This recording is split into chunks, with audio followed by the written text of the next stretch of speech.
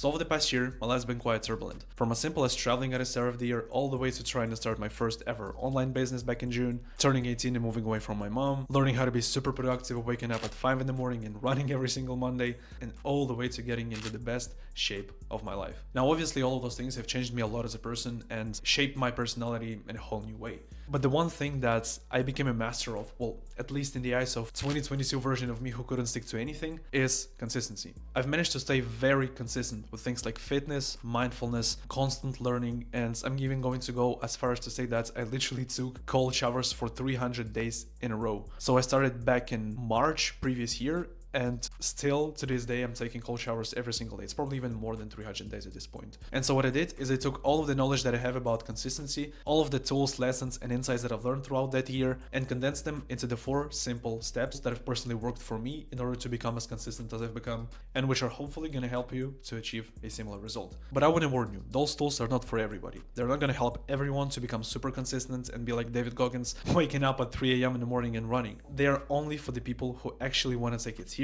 And honestly, most of the people who are not going to watch this video until the end will never become as consistent as they probably want to become. And the simple reason to that is because if you want to become consistent, you have to exercise the ability to pay attention. If you cannot pay attention, you're not going to be consistent. That's it. Now, with all of that being said, before we begin, I just want to ask you to go down to the description and check my free email newsletter, where every single week I send out one email with the best lessons, insights, and tools that I came up with and that I've learned from other people that same week. I put my best thought through lessons and insights inside of that newsletter, and every single week you get to read something that's probably going to help you in your life on a day-to-day basis and influence your mindset in a better way. So go and check that out.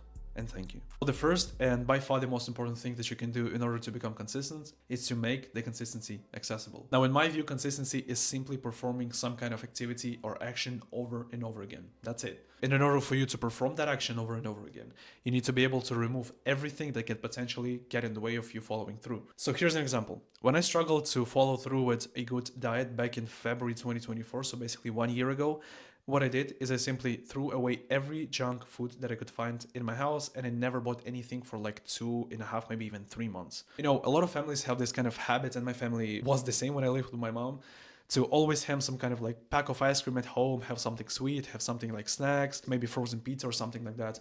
And when I realized that that's something that triggered me to actually start eating the junk food, because, you know, when you restrict yourself from something and then you eat a little bit of that, then you're like, okay, you're just going all in. It's like, it doesn't matter. I'm not on the streak anymore anyway, so I might as well, you know, eat the whole pizza or eat the whole pack of chips. When I understood that that's something that was fucking me up hard, I simply threw it away. And the thing that made me do that is the lesson that I've learned back in spring 2023, when I got rid of all the social media that I had, and still to this day I barely use something like Instagram. You can go and check my Instagram, that is right now. I literally posted my first photo probably in August previous year, so there's literally no history because I deleted my account and there's like almost no subscribers in the new one. And I decided to try the same approach with junk food, and it worked. I simply started to remove every obstacle that was in the way of me following through with my diet. I removed sugar, I removed carbs, I even went on a carnivore diet at some point, so I basically ate no carbs for like a month or so. If you want to stay consistent, remove everything that can stop you from being consistent. As simple as that. Struggling with social media? Delete social media. Struggling to stick to a good diet?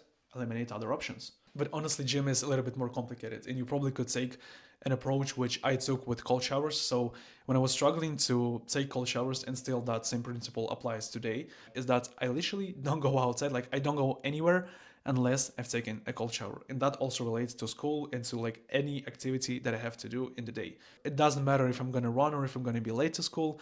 I go and take a cold shower, no matter how much time it takes. And believe me, it's not going to take that much time if you actually have this mental model and you put yourself in the box in a way where you don't allow yourself to perform any other activity unless you have done this activity, which is cold showers in this example. Now, this one is a little bit tricky because you actually have to be very conscientious and learn to not lie to yourself in order to follow through with this one. Of course, you can cheat, you can just skip 1 day, you can skip 2 days, and then it's like, it's just going to snowball into you not being consistent. So if you are conscientious and if you can not lie to yourself, then just try and implement this mental model in your life. And I promise, if you manage to stick with it, it's going to change your life. Now, the second point is more of a, wishy-washy one, but it's a very important one as well. You want to have inspirations and goals that you strive to achieve. Here are a few obvious examples. If you want to get in shape, find someone who is in shape, who you admire, who you also preferably like as a person. If you want to become rich, find someone who's rich, who's making a lot of money, probably the same way that you want to make money. See what they do, what they teach, and try to stick to that. The same thing goes for studying. If you struggle to stay disciplined and it affects your grades,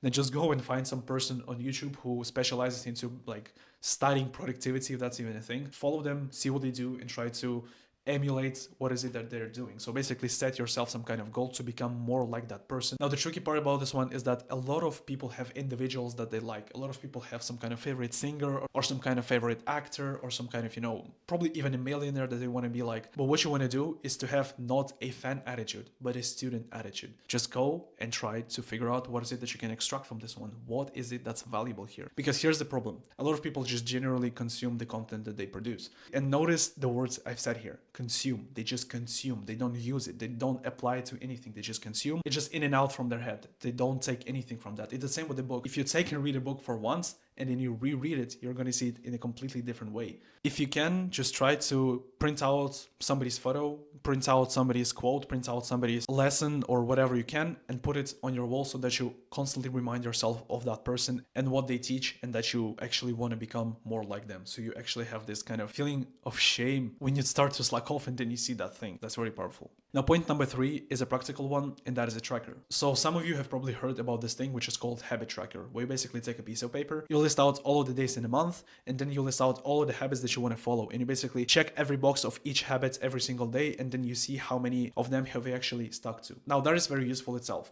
But the only problem with that is it's not sustainable and as reliable as focusing on one thing more ruthlessly. Now, what I mean by this is you can, of course, take a habit tracker and put it like 5 or 6 or 10 habits I've seen people do and try to follow everything and do everything perfectly and just have all of those habits checked off. That's a complete nonsense, by the way. What I prefer to do and what I do right now is, for example, I've set for myself a goal to be more consistent in my weight gain. So I want to bulk up and gain more weight. What I did is I wrote myself a weight tracker. So it's made of the same principle as habit tracker, but instead of like having all the habits, I just listed all of the months. So we basically have 1 to 31 in terms of dates, and then all of the months listed out above. And every time I measure my weight, I simply write it down into that small box, which is first things first helps me to see how many kilograms of weight I've gained. And also it's probably one of the cheat codes for you to stay consistent, because anything you measure is going to improve, anything. And the one thing that I would recommend everyone to do is to not overcomplicate it and to not try to stick to many habits at once. Pick 1, 2, 3 habits maximum and try to follow it through for like a month and see your habits. Because if you take on too much, if you bite off more than you can chew, which I've done many times, it's just not going to work. You're either going to end up not following through in anything or following through very shallowly and really not developing that habits in 1 month's time and simply forgetting about it. Now, all of that being said, the last point of this video is streaks. Now, this is a tricky one because it will only apply to people who have been doing something for long enough in order to have some kind of streak. Because when you have this, like, as I said, habit tracker with 55 boxes checked off, you're probably not gonna slip off onto the last 45 to get 100. Now you might ask, like, what are you even talking about? If I'm a beginner, what do I do if I do something for once, for twice, maybe 3 times, and then I just simply slip off and I just forget about it, I can't stay consistent or anything? I get it, and here's my answer. What you want to do is develop a system of rewarding yourself for being consistent. For me, when I first started going to the gym back in 2023, I rewarded myself for being consistent with the thing, which is as simple as buying my favorite protein bar after every single training.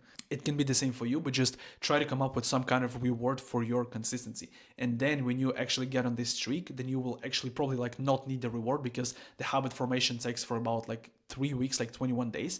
And then in 21 days, you're going to have something as a habit, that's for example cold showers. And then you're not going to need the reward in the first place, because your brain will start to associate it with the rewards. And basically you don't even need the reward, if that makes sense. This point is 1 and 2. It's about habit formation and streak formation.